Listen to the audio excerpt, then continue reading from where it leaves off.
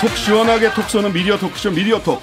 오늘도 두 분과 함께합니다. 최진봉 성공회대 신문방송학과 교수님, 문희정 국제시사평론가님, 안녕하세요. 안녕하십니까. 네, 안녕하십니까. 네, 앞서서 김현 방통위원과 이야기를 나눴습니다. 윤석열 대통령이 한상혁 방통위원장, 전 방통위원장이 되셨네요. 일단 면직 제거했습니다. 임기가 2달밖에 남지 않은 위원장에 대한 면직 처분에 대해서 김현 방통위원은 네 편 내 편 가르고 내 편을 심어서 뭔가를 하려고 하는 것이다. 근데 이제 뭘 하려고 네 편 내 편을 갈라서 뭘 하고 싶으신 건가에 대해서는 말씀을 다 듣지 못했고요. 실은 두 분한테 말씀을 들으려고 저희들이 이제 딱 위험한 일을 왜 우리한테 시키시는 거죠? 위험한 거였나요? 예, 위험한 겁니까? 예. 한상혁 방통위원장님은 오늘 아침에 다른 방송에서 얘기하면서 언론 장악을 위한 걸로 본인은 추정한다라고 이야기를 하셨는데, 자, 네, 저는 그냥 사실 이 윤석열 정부 출범할 때. 네.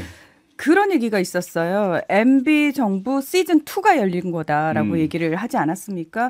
자, 그러면 저희가 이명박 정부 시절에 가장 이제 인상적이었던 거라고 한다면은 공영 미디어 장악과 관련된 부분이죠. 실제로 민주언론시민연합이 언론장악 백서에서 이 얘기를 하거든요. 네. 이명박 정부가 인수위 시절부터 실질적으로 어떻게 그 공영 미디어들을 장악해 갈 건지에 대해서 계획을 세웠고 그 계획대로 그 단계가 실행이 됐고 그 중심에 이동관 대변인이자 마지막에 이제 언론특보까지 한 그분이 이제 중심축으로 작용을 했었다. 뭐 이런 얘기들 하면서 저는 그냥 올 것이 왔다. 그리고 그 순서대로 지금 진행되고 있을 뿐이다. 그래서 저는 오히려 예상이 가능하지 않나라는 생각이 들어요. 그러니까 무엇을 하려고 하느냐? 네, MB 시즌에 했던 걸 여러분이 이제 떠올려 보시면은 그 순서대로 모든 일들이 착착착 진행이 되겠죠? 어떤 순서로 어떻게 진행되는 겁니까? 방통위원장의 권한이 얼마나 세길래? 방통위원장 권한은 세죠. 일단은요, 방송국의 사장을 선임하는데 막강한 영향을 행사할 수 있습니다. 물론 혼자 하는 건 아니에요. 네. 그러니까 왜 그러냐면 직접적으로 사장을 임명하지는 않아요. EBS는 방통위에서 합니다. 직접 하죠. EBS는 방통위 직접 하고요. MBC, KBS 같은 경우 이사회가 사장을 추천하거나 아니면 임명하는데 네. 그 이사회의 구성을 방통위가 합니다. 박문진. 네, 박문진. 그러니까 MBC 같은 경우는 박문진 이사를 방통위가 임명해요. 6대3으로 임명할 수 있어요. 그리고 KBS는 7대4로 역시 방통위가 임명하죠. 그러니까 사장 해임을 할 수 있고요. 사장을 추천하거나 선임할 수 있어요. 그러니까 정리를 하면 이사회에서 사장을 해임하거나 임명을 하는데 이 이사회를 방통위가 KBS 이사회는 방통위가 직접 하고요. 그다음에 MBC 이사회는 박문진이 이사회를 구성하는데 그 위에 방통위가 박문진을 구성하는. 그렇죠. 이사를 단계가 이렇게 돼 있다. 그러니까 그래서 언론 장악의 의혹이 있는 거예요. 예. 자, 자세한 이야기 조금 더 이어가 보도록 하겠습니다. 잠시 광고 듣고 올게요. 신상식의 뉴스 아이킥 최진봉, 문희정 두 분과 함께 미디어톡 이어가겠습니다. 자, 방통위원장이 어떤 정도의 힘을 가지고 있고 그것을 왜 한상혁 전 방통위원장은 언론 장악의 의도가 있는 것으로 본인은 추정한다라는 취지의 말씀을 하셨는지, 즉 공영방송 이사진을 교체할 수 있고 그걸 통해서 사장을 교체하고 그걸 통해서 전체 방송사의 방향, 인적 구성. 그렇죠. 예. 이거 다 한번 겪어봤던 일 아닙니까? 예전에 다 겪었죠. 이명박 정부 때 했던 일이에요. 그러니까 당시 이동관 씨는 세 가지 업무를 했었어요. 이명박 정부 때. 첫째는 대변인, 그다음 홍보수석, 그리고 언론특보. 그러니까 아주 오랫동안 언론 관련 일을 했었고 종편 그 처음 만들 때도 그 최시중 당시 방통위원장하고 두 사람이 주도 역할을 했죠.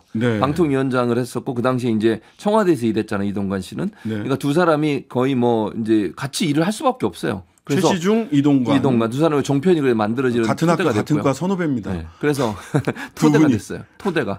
그래서 결국 종편도 이분들 손에서 만들어졌고 지금의 이 언론 환경 만든 것도 이분들이에요. 거기다 말씀하신 것처럼 이제 그 사장 선임에도 영향을 미칠 수 있고요. 또 하나 문제는 뭐냐면 방송국 재승인 심사를 여기서 해요. 방통위에서. 그럼 방송들 입장에서 눈치를 안 볼 수가 없어요. 방통위가 어떤 입장을 갖느냐. 그다음에 제도적으로 방송과 관련된 여러 가지 제도적 장치들을 마련하기도 하고 풀어주기도 합니다. 제도 뭐 예를 들면 중간 광고 없애는 거 이런 거예요. 뭐 예를 들면 중간 광고 만들게 하는 거 네, 이런 네. 것들은 다 방송국이 원하는 것들인데 그런 것들을 해주는 데가 방통위예요. 네. 제도적으로 이제 그런 문제가 있다는 거죠. 그런데 이동관 이분이 지금 대외협력 특별보좌관 윤석열 대통령의 캠프에서부터 쭉 역할을 해오셨던 분인데 단수로 검증 중이다 이렇게 언론 보도가 나왔습니다.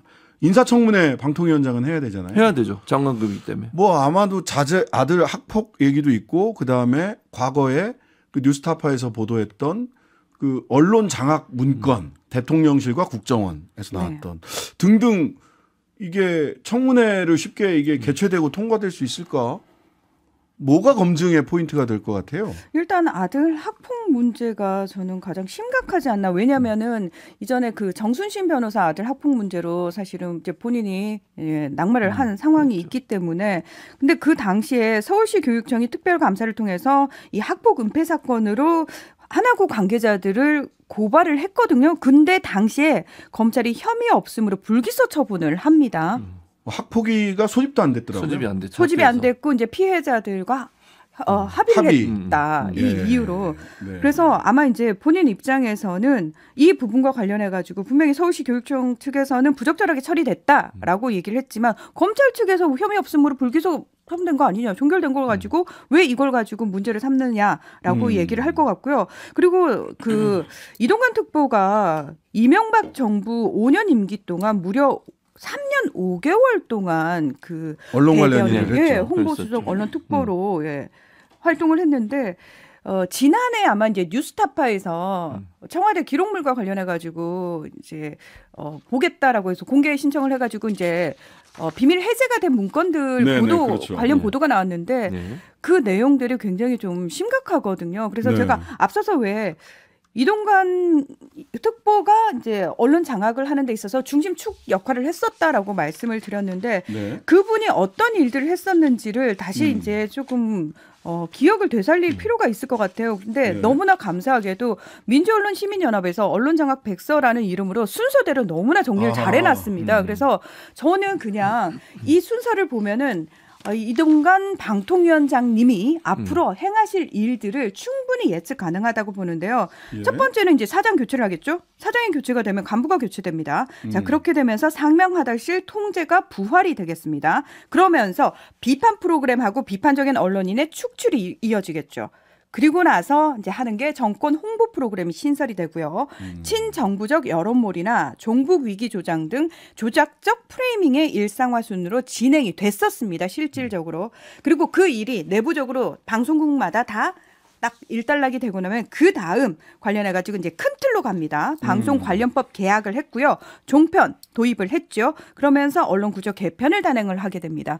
아마 이제 본인이 첫 번째 1단계로 이 언론 장악을 해봤던 경험이 있기 때문에 이 경험을 살려가지고 이번에는 그때 미진했던 부분들까지도 다 수정을 해서 추진을 하지 않겠느냐. 그리고 청문회 말씀하셨습니다만 사실 이 정부 들어가지고 청문회에서 제대로 이제 뭐 통과가 안 됐다라고 해가지고 임명이 안 된 사람들이 있었는지 사실은 그냥 대통령이 청문 보고서 뭐 그냥 인정해버리면은 임명해버리면은 끝나는 문제 아니겠습니까? 게다가 과방위원장 장제원 위원장 되셨으니까. 장제원 위원장이 되셨죠. 그렇습니다. 그래서 저는 거의 이분이 방통위원장으로 앉기 위한 모든 준비가 다 끝났다. 사전 작업이 다 됐다라고 개인적으로 생각을 합니다. 네. 청문회도 이제 일정을 보통 여야 간에 합의를 해야 청문회도 진행이 되는데 그렇죠. 이 일정 합의가 안 돼서 청문회 없이 뭐 임명된 경우들도 종종 있었습니다. 있었어요. 과거에. 네, 예전에. 예. 어떻게 될지 좀 지켜봐야 될 것 같고요. 같은 한상혁 방통위원장 면직 처리가 있던 날 같은 날 이번 주 언론계 가장 큰 관심사 MBC 압수수색 네. 있었습니다. 그날 상황 좀 정리해 주시겠어요? 자, 30일 오전이었습니다. 서울경찰청 반부패 공공범죄수사대가 먼저 MBC 소속 기자의 집을 털죠. 그리고 동시에 서울 영등포구 국회 사무처의 수사관을 보내서 이 한 장관 개인정보 관련 자료를 확보를 합니다. 네. 자, 그 다음 오전 11시 30분에 이 MBC에 대해서 압수수색을 진행하려고 했지만 언론 노조원들이 이제 막으면서 영장 집행을 못합니다. 그리고 낮 12시쯤 재차 영장 집행을 시도했지만 또다시 막혔죠. 그러다가 1시간의 대치 끝에 MBC 측 인원과 사내 변호사들이 참석한 상태에서 보도국 내에 이 기자의 자리를 확인을 하고 압수 대상물이 없다라는 점을 이제 서로 인정을 하고 철수를 하는 그런 상황이 벌어졌죠. 이 임 기자가 받고 있는 혐의는 뭡니까? 네, 한동훈 법무장관의 인사청문회 당시 개인정보가 유출됐다라는 혐의인데요.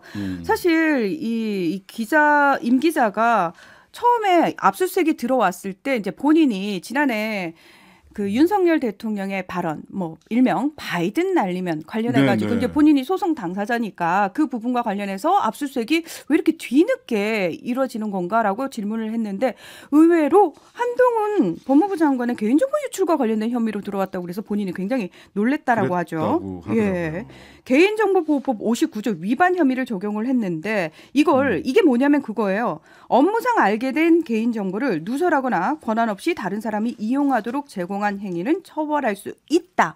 요 부분을 가지고 혐의를 적용을 한 거죠. 네. 자, 사실은 회색지대가 있었습니다. 공직자의 인사 검증과 관련해서는 사실은 이거는 개인의 개인정보하고 공직자의 개인정보는 이게 달라요. 그 공인 이론이라고 해가지고 이분들의 사생활이나 개인정보 같은 경우는 일반적 개인의 사생활이나 개인정보만큼 보호가 그렇게 두텁지 않습니다. 왜냐하면 검증 대상이기 때문에 그러하거든요. 그렇죠. 예. 그런데 어쨌든 보도국 뉴스룸을 압수수색한다. 이런 정도 사안입니까? 아니요, 전혀요. 자 보세요. 이게 왜냐하면 자 사건이 언제 일어났습니까? 1년 전에 일어났어요. 작년 4월이죠. 그러니까 1년도 넘었죠. 1년 2개월 정도 된 거잖아요. 그때 이미 완성됐어요. 그러니까 만약에 이게 지금 범죄를 하더라도 개인정보가 유출됐다 하더라도 그리고 그 개인정보는 본인이 받아서 지금 문제가 되는 것은 다른 타 매체 기자에게 전달해 준 거예요. 끝. 거기까지예요. 그러면 자 보도국에서 그런 일이 뭐 보도국이 이거에 어떤 연관성이 있을까? 저는 전혀 없다고 봐요. 이게 무슨 말이냐면요. 자 일반적으로 그 장관들이나 이런 사람 고위공직자들 인사청문회 하게 되면 대체적으로 이건 그냥 일반론적 얘기를 말씀드리는 거예요. 기자들이 뭐 친한 국회의원실을 통해서 정보를 받아요. 그 기사를 쓰기 위해서. 그러니까 일반적으로 그런 과정을 통해 정보를 받았을 수 있고 또 받은 내용들을 같은 기자 뭐 예를 들면 국회 출입 기자는 1000명이 넘어요. 그러면 그걸 못 받은 사람들이 좀 정보 있으면 줘 그러면 넘겨주는 경우 이게 일반적으로 이루어졌던 일들이에요. 그러니까 제가 볼 때는 임 기자뿐만 아니라 다른 기자도 그랬을 가능성이 저는 충분히 있다고 봅니다. 그러니까 뭐 제가 몇 명이다 누구다 이렇게 모르겠고요. 그거는 그러나 그럴 가능성이 있다는 거고요. 그런데 지금 상황에서 보도국이나 뉴스룸을 들어간다고 한들 그때 사건과 연관된 어떤 증거를 찾을 수 있겠습니까? 두 번째, 일반적으로 정보를 전달할 때는 자기가 갖고 있는 전자기기를 이용합니다. 요즘 무슨 써서 누가 주는 사람 있어요? 그러니까 PC라든가 자기 그 퍼스널 PC 그러니까 뭐 노트북 그리고 휴대전화 또는 태블릿 PC 요 세 가지를 압수하면 사실은 문제는 끝나는 거예요. 그런데 뉴스룸에 들어오는 이유를 저는 도저히 이해를 못해요. 책상에 와가지고 뭐가 있나 없나 보고 아무것도 없이 그냥 돌아갔어요. 아니 뉴스룸에 들어오려면 최소한 저는 어떤 상황에서 뉴스에 들어오면 안 된다는 게 제 지론이고요. 100번 양보해서 그래도 어느 정도 뭐 그래 그 정도 이해할 수 있어라고 하는 건 뭐냐면요. 취재 과정에서 어떤 내용이 보도가 됐는데 그 보도 내용이 범죄와 연관돼 있고 그 범죄자를 찾기 위해서 뭐 예를 들면 취재원이 누구냐를 찾기 위해서 들어온다고 모르겠어요. 왜냐하면 그런 과정이라면 기자가 취재를 해서 그 취재 내용을 정보방에 올려요. 보고하고. 그러면 뭐 차장, 부장, 국장까지 올라갈 거 아니에요. 그걸 보기 위해서 뉴스룸에 들어온 건 이해를 하겠어요. 이게 지금 그런 사안이 아니잖아요. 취재와 연관돼 있습니까 이게? 아니 보도 기사를 썼습니까? 아니 자기가 가지고 있는 정보를 다른 사람한테 넘긴 거예요. 그러면 전자기기만 뺏어가면 제가 압수하면 되는 것이지 보도룸을 왜 들어오냐고요. 그리고 저는 좀 이해가 안 됐던 게 지금 임 기자가 사실 경제팀으로 발령이 난 상황이거든요. 그래서 경제부 기자로 활동을 하고 있는데 굳이 책상에 온 이유를 저는 이해를 할 수가 없다라는 거죠. 그래서 이거 과잉 압수수색 아니냐라고 하는 언론의 그런 비판적인 논조도 있었고요. 당사자가 본인이 그날 압수수색 당한 그 과정을 글로 써서 이 미디어의 브런치라고 하는 곳에 올렸습니다. 제작진이 일부 내용 발췌해서 녹음했는데요. 어떤 내용인지 한번 들어보시죠. 기자는 기록하는 사람입니다. 기자이기 전에 한 개인이 감당하기 힘든 일을 겪으며 기록을 남깁니다.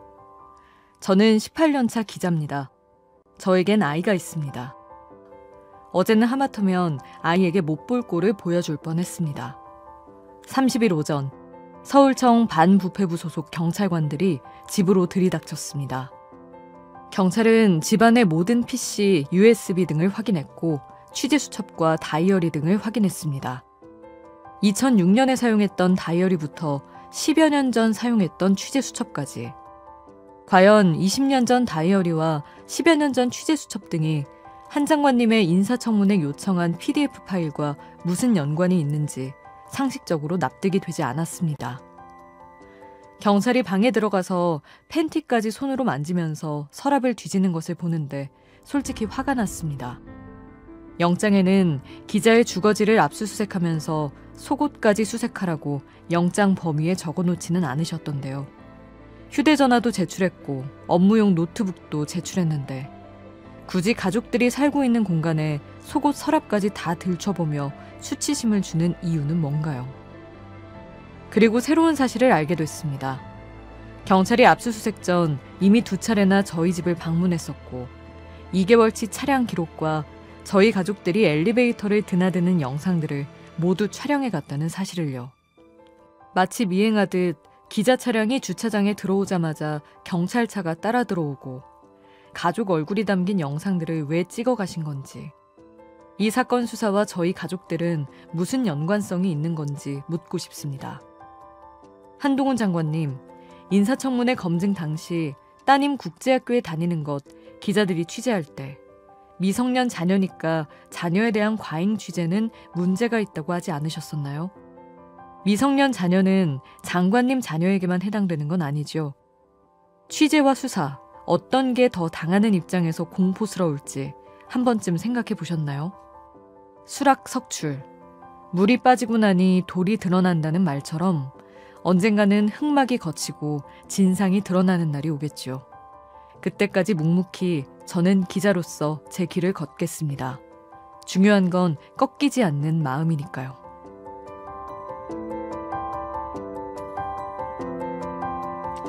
어떻게 들으셨어요? 저는 사실 이 임 기자의 압수수색 과정에 대해서 이미 몇 달 전부터 이 얘기를 들은 부분이 있었어요. 그러니까 임 기자 얘기가 아니고 시민언론 더 탐사 기자들과 관련해서도 똑같은 상황이 벌어졌었거든요. 네. 그러니까 심지어 아파트 관리 사무소에 가서 그 기자의 출입 기록과 관련된 CCTV 기록을 다 가져가기도 하고, 근데 기자에게는 전혀 통보하지도 않았고, 그리고 저는 이번에 압수수색과 관련해서 되게 충격적인 내용을 알게 됐는데, 네. 피의자 같은 경우에는 사실 영장 이제 내용을 볼 수가 있잖아요. 압수수색과 관련된 볼 수 있죠. 영장 제시해야 됩니다. 그렇습니다. 그런데 참고인과 관련해서는 아예 보여주지도 않고. 본인이 참고인이면 사실은 협조를 할지 말지는 본인이 결정해야 되는데 네. 참고인과 관련된 압수수색 부분은 아예 법으로 규정된 부분이 없다고 합니다. 그런데 이 정부 들어서 희한하게도 시민언론 더 탐사 기자들 마찬가지입니다. 참고인인데도 불구하고 일방적으로 이런 식의 압수수색을 똑같이 당했다라고 얘기를 하거든요. 본인이 무슨 혐의에 연관됐는지조차도 얘기를 제대로 듣지 못했다고 하는데, 저는 예전에 그 시민언론 더 탐사 기자들이 이렇게 당했고 지금은 MBC 기자지 않습니까? 네. 이게 결국은 단순히 뭐 정부에 대해서 비판적인 또는 그냥 제대로 된 보도를 한 기자들만이 대상일까라는 의구심이 들기 시작했다라는 겁니다. 자, 그런데 이게 단순히 한동훈 장관 청문회 때 제출됐던 개인정보가 유출된 건 때문에 이렇게 되는 거냐, 아니면 이제 다른 임 기자가 기존에 취재해왔던 것들이 있기 때문에 네. 다른 것 때문에 이게 그 보복, 개인적 사적 보복이라고 하는 의구심을 받고 있습니다. 임 네. 기자가 어떤 취재하셨던 어떤 취재를 했냐면 가장 논란이 됐던 바이든 날리면 있잖아요. 예. 그 보도를 했던 기자예요. 예. 그리고 두 번째는 예전에 PD수첩에 출연한 적이 있어요. 이 기자가 증언하기 예. 위해서. 그 내용, 근데 PD수첩 그때 프로그램 내용이 뭐냐면 검찰 기다단 편에 출연해서 한동훈 장관과 연관이 있는 그런 발언을 한 적이 있었어요. 예. 그러니까 물론 한동훈 장관만 얘기한 건 검찰 전체에 대한 문제점을 지적을 했었죠. 예. 그러니까 그런 부분들이 혹시나 임 기자에 대한 이런 압수수색의 어떤 빌미가 된 게 아니냐 이런 의혹이 생기는 거죠. 네. 아니 아까도 말씀드렸지만요. 그렇게 만약에 정말 정보를 넘긴 개인정보를 넘긴 게 법적으로 문제가 되니까 뭐 수사할 수 있다고 봅니다. 그런데요. 그게 임 기자만 했을 거냐는 거예요. 왜 꼭 임 기자 한 명이죠? 네. MBC 임 기자만을 찍어서 그렇게 수사하는 이유가 뭔지를 제가 잘 모르겠어요. 네. 그러니까 무슨 말씀이냐면 정말로 그 당시에 한동훈 장관의 PDF 파일 그 인사청문회 관련된 자료를 임 기자 혼자만 다른 기자한테 넘겼을까? 아니면 다른 언론사 기자들은 넘기지 않았을까? 그렇다면 왜 그들은 아니고 임 기자만 수사할까? 하는 부분까지 가게 되면 이런 의혹이 생길 수밖에 없다고 알겠습니다. 벌써 마칠 시간이 다 됐습니다. 미디어톡 최진봉 교수, 문희정 평론가였습니다. 감사합니다. 고맙습니다. 하루 종일 기다려지는 진짜 시사. 평일 저녁 6시 5분 신장식의 뉴스 하이킥.